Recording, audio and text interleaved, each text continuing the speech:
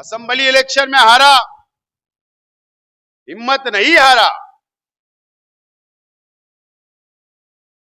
इस्लाम party दोबारा खड़ी हुई, कॉरपोरेशन के अंदर हम दोबारा खड़े रहे और हिंदुस्तान के अंदर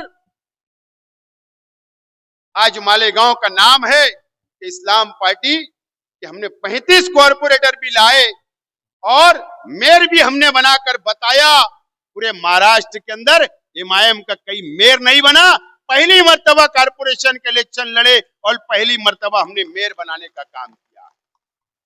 इस्लाम पार्टी की तारीख अगर किसको देखना है और हमारी तारीख देखना है तो मालेगांव शहर आकर पूछे। डरने वाले नहीं है।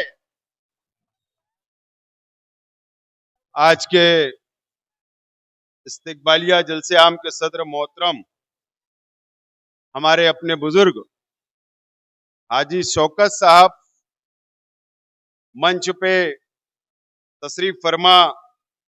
अभी अभी धुलिया डिस्ट्रिक्ट का जो हमने सदारत का इस्लाम पार्टी का लेटर दिया, नासिर पठान साहब, हमारे धुलिया शहर के नौजवान इस्लाम पार्टी का शहरी सदर जिसे अभी हमने बनाया, वसीम अकरम साहब, मंच पे तशरीफ फरमा। मालेगांव म्युनिसिपल कॉरपोरेशन की मेयर नसरीन शेख साहिबा, मेरे साथ मालेगांव से आए हुए इस्लाम पार्टी के तमाम ही कॉरपोरेटर्स, इस्लाम पार्टी के तमाम ही ओहदेदारान। अभी मेरे हाथों से और जिन लोगों का भी ऐलान किया गया, धुलिया शहर और धुलिया डिस्ट्रिक्ट के इस्लाम पार्टी के तमाम ही ओहदेदारान, मैं सबसे पहले धुलिया शहर की आवाम का शुक्रिया अदा करता हूं और साथ ही साथ वसीम अकरम साहब, नासिर पठान साहब, शाहिद अंसारी साहब और उनके तमाम ही साथियों का मैं शुक्रिया अदा करता हूं कि आप लोगों ने मालेगांव शहर के मेयर समेत इस्लाम पार्टी के तमाम ही कॉरपोरेटरों का और मेरा यहां पर इस्तकबाल किया। मैं आपका बहुत बहुत शुक्रिया अदा करता हूं।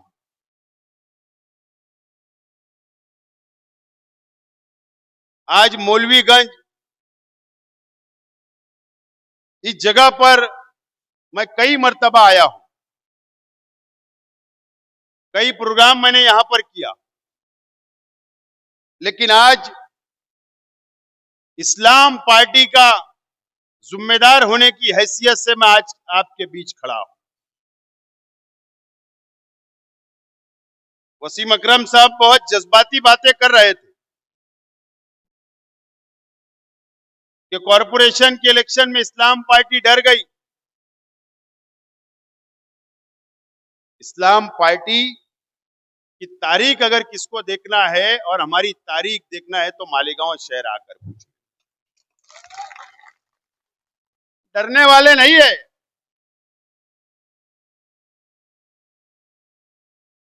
वो एक शेर है ना,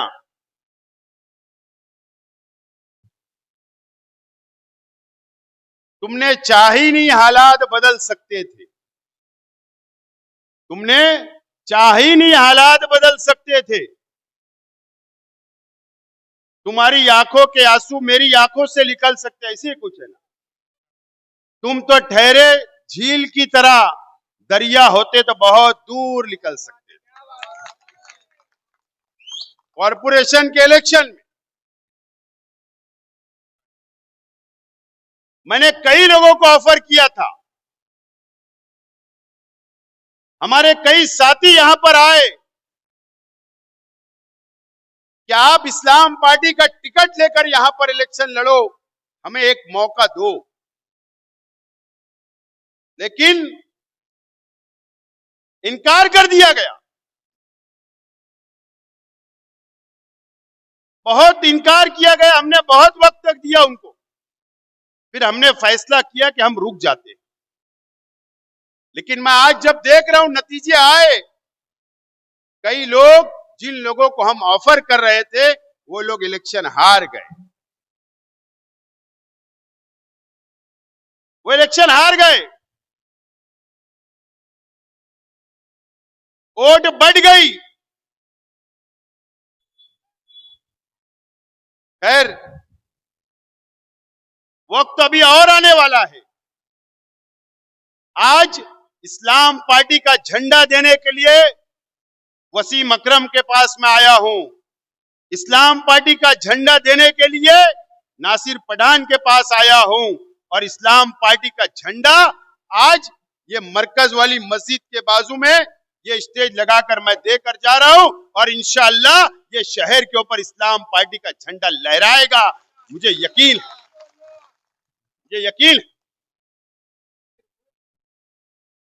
मैं बकरीद की मुबारकबाद देता हूं आप लोगों को।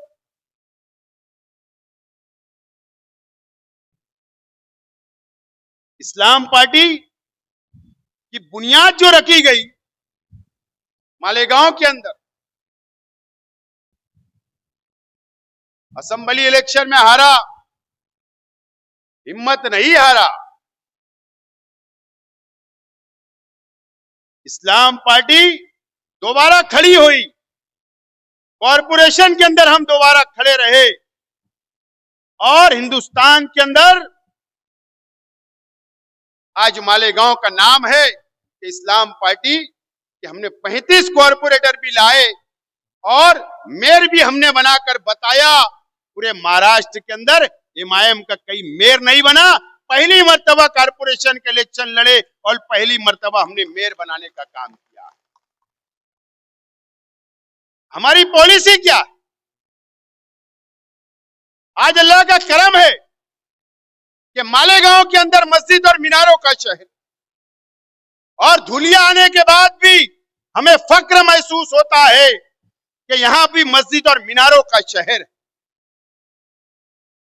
इस महाराष्ट्र के हालत, इस मुल्क के हालत, अगर आज यहां का मुसलमान, धुलिया का मुसलमान अगर महसूस करे, इस महाराष्ट्र का मुसलमान अगर महसूस करे, अभी आप लोगों ने देखा 15 दिन पहले कि बांद्रा के अंदर बुलडोजर लगाकर मस्जिद को शहीद कर दिया गया। अगर हमने इस्लाम पार्टी की बुनियाद डाली तो हमने माइनॉरिटी वक्फ बोर्ड बनाया, सेल बनाया, और इसके लिए कि मस्जिद की हिफाजत होना चाहिए, मजहबी इबादत गांव की हमारी हिफाजत होना चाहिए। ये हमने बुनियाद रखा और हमारे एजेंडे के अंदर शामिल किया कि ये पार्टी ये भी काम करेगी। आप लोगों ने देखा कि मालेगांव शहर के अंदर हमने उत्तर महाराष्ट्र का वक्फ बोर्ड अमेंडमेंट बिल जब बिल आया तो हमने वहां पर इजलास लिया, तमाम ही मस्जिद और मदरसे के जिम्मेदारान को वहां हमने बुलाया, मालूमात दी, कॉन्फ्रेंस रखा, और जो भी आज हमारे पास आते कि मस्जिद के पेपर क्लियर करना है, मदरसे के पेपर क्लियर करना है, हम लोग इस्लाम पार्टी के जिम्मेदार, हम लोग उनकी मदद करने का काम करते हैं। यह हमारा एजेंडा है। जहां जहां मुसलमानों के पर अत्याचार होता है, जहां जुल्म होता है, जहां मॉब लिंचिंग होती है, जहां पर फसादात होते हैं, वहां पर जाने का और उनके लिए लड़ने का काम करने का हमारी पार्टी के एजेंडे के अंदर शामिल है। मैं धुलिया भी आया रमजान, जामनेर के अंदर एक मॉब लिंचिंग हुई, वहां मैं गया, वहां पर हमने मदद की, कानूनी मदद भी हम लोग करने के लिए तैयार थे, लेकिन जलगांव के लोग कानूनी मदद कर रहे हैं। जहां पर भी जुल्म होता है हम वहां पर जाकर हमारी पार्टी का झंडा ले जाकर लड़ने का काम करते हैं। ये इस्लाम पार्टी, ये इस्लाम पार्टी है। दोस्तों और साथियों, कल बकरीद का त्योहार खत्म हुआ, कल बकरीद का त्योहार खत्म हुआ है। कितनी तकलीफ हुई मुझे बताइए आप। मालेगांव में हुई, धुलिया में हुई, पूरे महाराष्ट्र के अंदर हुई है, पूरे हिंदुस्तान के अंदर हुई है, बंगाल के अंदर भी हुई, यूपी के अंदर भी हुई, रियासत के हर इलाकों के अंदर, हिंदुस्तान के हर रियासतों के अंदर हुई। खौफ के अंदर हमने बकरीद का त्योहार गुजारा है, खौफ के अंदर। ये आरएसएस और बजरंग दल के लोग, ये गौ रक्षा के लोग हमें सिखाते हैं, हमारे बच्चों के ऊपर मॉब लिंचिंग की जाती, नंगा नाच किया जाता है, कोई आवाज उठाने वाला नहीं है। मुझे बताइए आप कौन आवाज उठाया? पूरे महाराष्ट्र के अंदर एक एमएलए बताओ, चाहे वो कोई भी पार्टी का हो, या किसी ने आवाज उठाया है? किसी ने आवाज नहीं उठाया। और कौन लोग हमें सिखाने का काम करेंगे कि हमने कुर्बानी नहीं करना? वो लोग, जो लोग इस महाराष्ट्र की सरकार के अंदर बैठे हैं, ये सरकार के अंदर शिवसेना जो बैठी है शिंदे गट की, ये सरकार के अंदर जो बैठे हैं, इनको क्या याद नहीं है क्या? जब ये 40 आमदार लेकर भागे थे गुवाहाटी के अंदर, आसाम के अंदर, तो वहां पर मंदिर के अंदर सांडों की कुर्बानी दी थी। मैं उसको कुर्बानी नहीं बोलूंगा, तो तुमने जो बलि देने का काम किया था, यही तकलीफ हो रही है। वहां जाकर मंदिर के ऊपर तुम बलि देते हो अपनी आस्था के लिए ना। अरे हमारी भी आस्था है, हमारा भी मजहब है, हमारा भी मजहब है। बकरीद पे हम कुर्बानी करते हैं, फर्ज है हमारे पर, हम करते हैं तो आप रोकने का काम करते हैं। मैं ये नहीं बोलता हूं कि हमने कानून हाथ में लेना चाहिए, मैं ये नहीं बोलता हूं कि रंगीन जानवर की कुर्बानी होना चाहिए, लेकिन उसके आड़ में अगर कोई काला ले जाता है तो आप रोककर उसके मुंह में गोबर डालते हो, उसको मारते हो, उसके साथ गाड़ियां रोकते हो, गाड़ियों को जलाने का काम करते हो। इस महाराष्ट्र के अंदर हुआ है, कोई बोलने वाला नहीं है। कौन लड़ेगा? यह सवाल इस महाराष्ट्र के सामने आज खड़ा है। कोई बोलने के लिए तैयार नहीं है। कौन आवाज उठाएगा? कौन आवाज उठाएगा? यहां के बीजेपी के एमएलए भी नंगा नाच करते। कोई नाले के ऊपर बुलडोजर लग गया, मुसलमानों के घर को बुलडोजर के जरिए निकाल दिया गया, बुलडोजर चल गया, न्यूज बन गई, किसी ने आवाज नहीं उठाई। क्यों?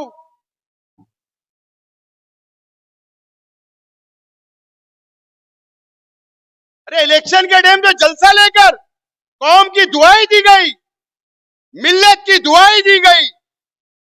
अब क्या हुआ? जब बुलडोजर लग गया बस्तियों पर, क्यों आगे नहीं आया गया? किसी को 8 सीट, किसी को 10 सीट दी गई कारपोरेशन में। दोनों पार्टियों ने आवाज उठाने का काम नहीं किया। ये लोग डरते हैं, ये डरते हैं अभी एमएलए से, यहां के प्रशासन से, बीजेपी की हुकूमत से डरते हैं। या ये तो मैनेज है या ये तो डरते हैं, इसके अंदर कोई दूसरा नहीं हो सकता। आवाज कोई उठाएगा नहीं। जो आवाज उठाएगा, जो दूसरी पार्टी में जाएगा, उसको दम दिया जाता है। तेरे पैर निकाल लेंगे, तेरे हाथ निकाल लेंगे। इतनी मर्दानगी है तो जाना था ना जब बुलडोजर लगा। तो क्यों हमारे वर्करों को बोलते हो? आज के बाद यहां अब इस्लाम पार्टी आ चुकी है। अब इस्लाम पार्टी के कार्यकर्ताओं को अगर किसी ने दम दिया तो 50 किलोमीटर दूर पर रहता शेख आसिफ यहां पर आकर बैठेगा।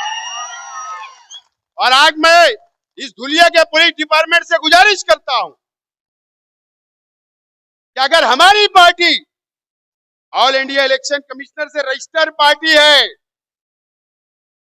अगर हमारी पार्टी के कोई भी कार्यकर्ताओं को अगर दम दी गई, धमकी दी गई, गुंडागर्दी की गई, तो पुलिस डिपार्टमेंट ने कार्रवाई करना ही चाहिए कि अगर हमारी पार्टी के कोई भी कार्यकर्ता या पदाधिकारी को किसी ने धमकी दिया तो फिर गांधी जी ने डंडा भी दिया है,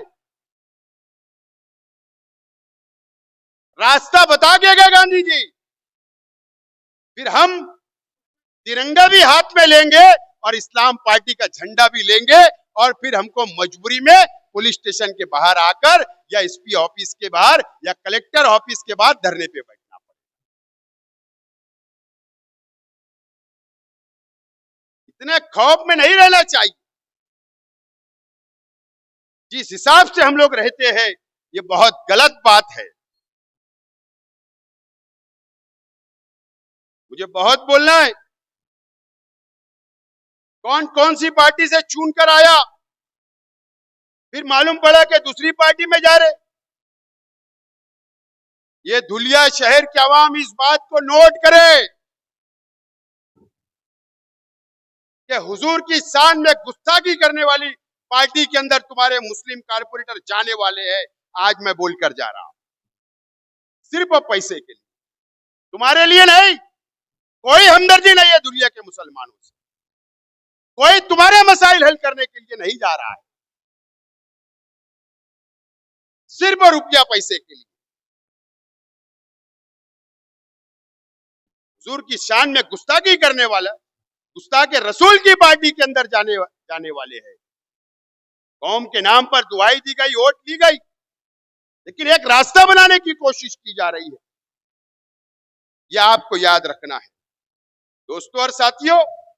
यह धुलिया शहर और मालेगांव का जो रिश्ता है बहुत गहरा है, चाहे पावरलूम से, चाहे मार्केट से।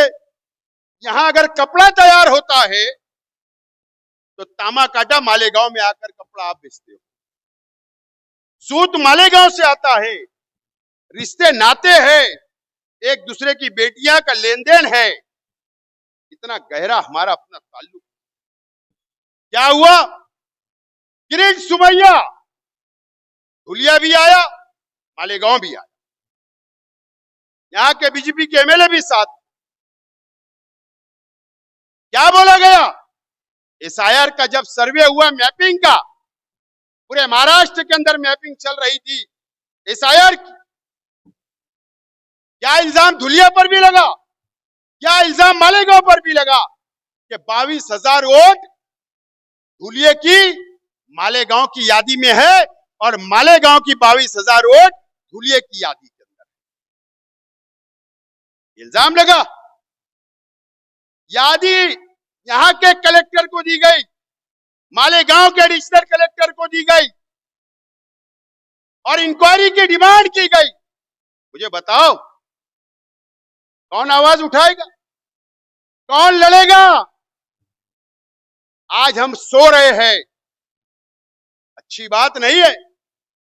जब एसआईआर का सर्वे मुकम्मल हो जाएगा, वो 22,000 नाम यहां के डिलीट कर दिए जाएंगे, मालेगांव के डिलीट कर दिए जाएंगे। आपको पता होना चाहिए कि बंगाल के अंदर क्या हुआ, 90 लाख वोट काट दी गई। बिहार में क्या हुआ, 70 लाख वोट काट दी गई। अब महाराष्ट्र का नंबर है, क्या होगा? नाम कटने के बाद एनआरसी लागू कर दिया जाएगा।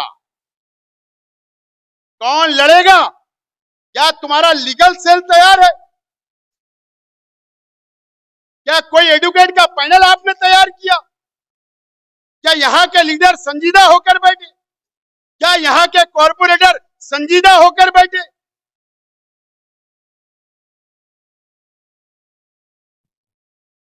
ये सोचने की बात है। हमने सॉफ्टवेयर बनाया मालेगांव का भी 2002 की यादी का, हमने यहां पर ऑफिस खोला, कंप्यूटर लगाए, यहाँ की आवाम की हमने मदद की। हम मालेगांव में भी और धुलिया में भी मदद कर रहे हैं। ये फिक्र है, नाम नहीं कटना चाहिए। नाम कटेगा, एनआरसी लागू होगा, उसके बाद हमको देश का गद्दार बोला जाएगा, फिर काला कानून हम पे लागू कर दिया जाएगा। एक मिसाल मालेगांव है। यही किरीट सुमैया आया, उसने कहा कि मालेगांव के अंदर बांग्लादेशी और रोहिंग्या है, घुस के रह रहे हैं। एसआईटी बना दी गई, पुलिस की एक टीम बनी, इंक्वायरी हुई। इंक्वायरी के अंदर 50 से ज्यादा लोग जेल के अंदर एक एक साल गुजारे। आज भी कई लोग जेल के अंदर है। हम लोग लड़ाई माइनॉरिटी डिफेंस कमेटी बनाकर लड़ रहे हैं, कानूनी लड़ाई लड़ रहे हैं, कोर्ट से उनकी जमानतें करा रहे हैं। फिर ये तो सिर्फ हमारा 3300 का मामला था, अब तो हजारों में बात धुलिया और मालेगांव की चल रही। कौन लड़ेगा? इस पे क्यों नहीं संजीदा होते? कौन संजीदा होगा? मैपिंग खत्म हुई, हमने हमारा काम बंद नहीं किया। कल से मालेगांव में अब तो एसआईआर का सर्वे डिक्लेयर हो गया, तारीख डिक्लेयर हो गई। कल से हमारे वर्कर घर घर जाने वाले हैं पूरे शहर के अंदर।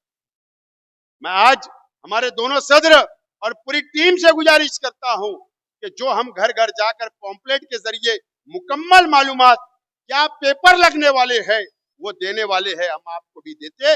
आप धुलिया के एक घर में पहुंचाइए और अव्वल तैयारी करने का काम आप लोग करेंगे, ये मैं गुजारिश करता हूं, ये मैं गुजारिश करता हूं। दोस्तों और साथियों, ये आफत हमारे पर क्यों आई? ये क्या आपने सोचा? मालेगांव पर रोहिंग्या का इल्जाम, अब 22,000 नाम का धुलिया और मालेगांव में इल्जाम। यह आफत क्यों आ रही है? क्या आपने कभी सोचा? पार्लियामेंट का इलेक्शन हुआ, पार्लियामेंट में धुलिया लोकसभा से बीजेपी की सीट हार गई। किसके वजह से हारी? कांग्रेस की सीट आई, किसके वजह से आई? मालेगांव के लोगों ने 2 लाख वोट दिया। आपने 80,000 से ज्यादा वोट आपने दिया, वन साइड। 2,80,000 वोट सिर्फ मालेगांव और धुलिया के लोगों ने दिया, और इतराफ के देहातों को अगर मिला लेंगे तो 3.25 लाख वोट हमने दिया। मुसीबत क्यों आई? हमने वोट दिया कांग्रेस पार्टी को, बीजेपी की सीट हार गई।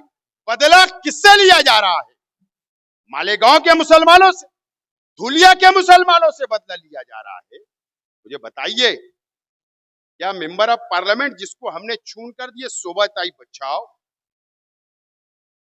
कभी किरीट सुमैया के खिलाफ बोली की आवाज उठाई? जेल में मुसलमान गए, रोहिंग्या और बांग्लादेश के इल्जाम में मां बहनें गई, बुरखा पोश खातून गई, 3-3 महीने के बच्चे बाहर है, वो जेल में। आज भी वो लेडीज हमारी बहन, क्या हमारी मेंबर ऑफ पार्लियामेंट आवाज उठाई? क्या पार्लियामेंट के अंदर आवाज उठाई? एक आवाज नहीं हुई, हमारा हक अदा नहीं हुआ। जाने दो, उसके मोहताज भी नहीं है हम।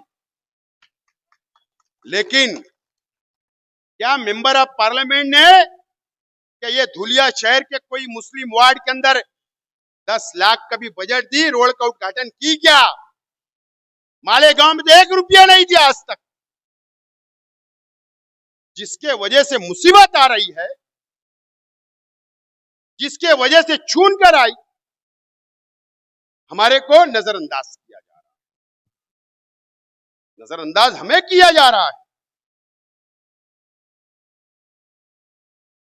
हमको हमारी ताकत खुद खड़ा करना पड़ेगी। हमारे मसाइल के लिए खुद खड़ा होना पड़ेगा। नौजवान साथियों को भी खड़ा होना पड़ेगा। समाज के हर इंसान को खड़ा रहना पड़ेगा। हमारे मसाइल के लिए खुद लड़ना पड़ेगा। मुफाद परस्ती की सियासत को अब साइड लगाना पड़ेगा। आप लोगों को साइड लगाना पड़ेगा। दोस्तों और साथियों, मुझे बताइए, आप यहां एमआईएम का एमएलए चुनकर आप लोग ने दे दिया, ठीक है, अच्छी बात। इससे पहले के टर्मों में अरे हैदराबाद के ओवैसी बिरादरान धुलिया आते, जज्बाती बातें, मालेगांव आए, जज्बाती बातें, उसके बाद वो पलट के नहीं आते, फिर आप असेंबली में ही आएंगे, फिर कारपोरेशन में ही आएंगे, फिर पार्लियामेंट में ही आएंगे। इस्तेमाल करने का काम इस महाराष्ट्र के मुसलमानों का हुआ है, खास तौर पर धुलिया और मालेगांव, औरंगाबाद। मुझे बताइए, आज अगर हमारी हालत ये है, इसके जिम्मेदार कौन है? अगर बंगाल के मुसलमान आज परेशान है, उसके जिम्मेदार कौन है? बंगाल में हुमायूं कबीर शख्स से हाथ मिलाया गया, एमआईएम ने वहां जाकर हाथ मिलाई, पैक्ट हुआ, अलायंस हुआ, सीटें बढ़ गई, तकरीर हो गई। बाद में हुमायूं कबीर का वीडियो वायरल होता है कि बीजेपी से 1000 करोड़ रुपया मांग रहा है। उसी को बीजेपी ने मुद्दा बनाई, वहां की हुकूमत गई। आज मुसलमान परेशान है। आसाम में क्या हुआ? आसाम में जज्बाती तकरीर, हुकूमत गई। मैं हैरान इस बात से रहता हूं कि आजम खान ने 2014 के अंदर पार्लियामेंट के अंदर खड़े रह के नरेंद्र मोदी और अमित शाह की आंख में आंख डाल के बात की थी और मुसलमानों के मसाइल उठाए थे, और हम कितने देशभक्त मुसलमान, ये सिर्फ तकरीर की उस दिन है और आज का दिन है। आजम खान जेल में होते, आजम खान की बीवी जेल में होती है, आजम खान का लड़का जेल में होता है। अतीक अहमद, उत्तर प्रदेश के अतीक अहमद, सरेआम कोर्ट के बाहर गोली मार दी जाती है। साबुद्दीन का क्या? जितने मुस्लिम लीडरशिप हिंदुस्तान की टॉप की थी, जिनका दबदबा था हिंदुस्तान की सियासत में, भारतीय जनता पार्टी आरएसएस चुन चुन कर बदला ली। इनको ही क्यों सिक्योरिटी है? इनको ही कुछ नहीं क्यों होता है? ईडी की कार्रवाई इन पे कुछ नहीं होती है। इनको खुला छोड़ दिया गया है कि जाओ हमारी मदद करो, मुसलमानों को जज्बात में लाओ, मुसलमानों की वोट का बंटवारा करो और हमारा रास्ता साफ करो। ये क्या हम कभी सोचते नहीं? उसके बाद बस इलेक्शन में प्रचार। क्या एजेंडा है तुम्हारे पास? क्या तुम कौम को देना चाहते? क्या आप समाज को देना चाहते हो? क्या आप मुसलमानों को देना चाहते हो? ये बताओ। ये नहीं बताते, उसके ऊपर कोई बात नहीं हुई। ये अब मुसलमानों को, इस महाराष्ट्र के नहीं, इस मुल्क के मुसलमानों को अब सर जोड़कर बैठने की जरूरत है। हमारी लड़ाई आरएसएस से भी है।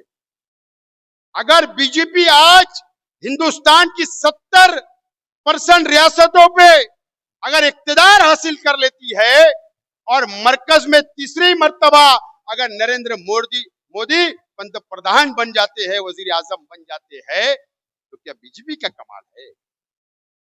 नहीं, कमाल आरएसएस का। दिखते भी नहीं है और काम चलता है हिंदुत्ववादी का, और हम बस जज्बाती बातों में आकर वोट दे देते हैं, वोट का इस्तेमाल कर देते हैं। ये बातें अब हम लोगों को सोचना है और समझना है। और आज मैं नौजवानों से एक बात खास बोलने के लिए आया हूं। मेरे नौजवान साथियों, 1-1.5 महीना नासिक में क्या हुआ, 1-1.5 महीना पहले टीसीएस प्रकरण आपको पता होगा। निदा खान और उसके साथ 6 लड़के जो प्राइवेट कंपनी में काम कर रहे थे, उन पर इल्जाम आया धर्म परिवर्तन का। पूरे हिंदुस्तान के मीडिया के अंदर उनको जिहादी बता दिया गया। सवाल ये नहीं है कि उन पे कार्रवाई हुई। ये बात समझो नौजवान, खास तौर पर जो ग्रेजुएट है, जो पढ़े लिखे हैं, जिनके पास डिग्रियां हैं, हमको सरकारी नौकरियां तो नहीं मिलती।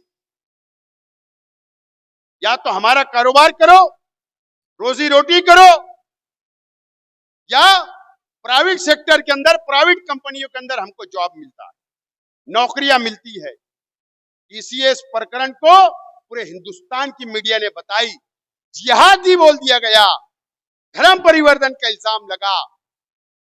मैं कल गया था, उसमें से एक लड़का फैमिली मेरे पास आई, मैं कल जाकर वकील खड़ा करके आया, दानिश नाम के लड़के। सवाल ये, लड़ रहे हैं, वहां जाके लड़ रहे हैं, लेकिन ये क्यों किया गया? इसके लिए किया गया कि इनको जिहादी बोल दो, ये धर्म परिवर्तन करते हैं, और ये मैसेज देने की कोशिश की गई पूरे हिंदुस्तान के अंदर जितनी प्राइवेट कंपनियां हैं कि मुसलमान बच्चों को जॉब मत दो, नौकरियां मत दो, तुमको बेरोजगार करने के लिए एक साजिश रची जा रही है। इसके ऊपर कोई बात नहीं होती। ये सोचना पड़ेगा, बेदार होना पड़ेगा, सियासी सूझबूझ हमारे अंदर पैदा करना पड़ेगा, सियासी बेदारी हमारे अंदर लाना पड़ेगा।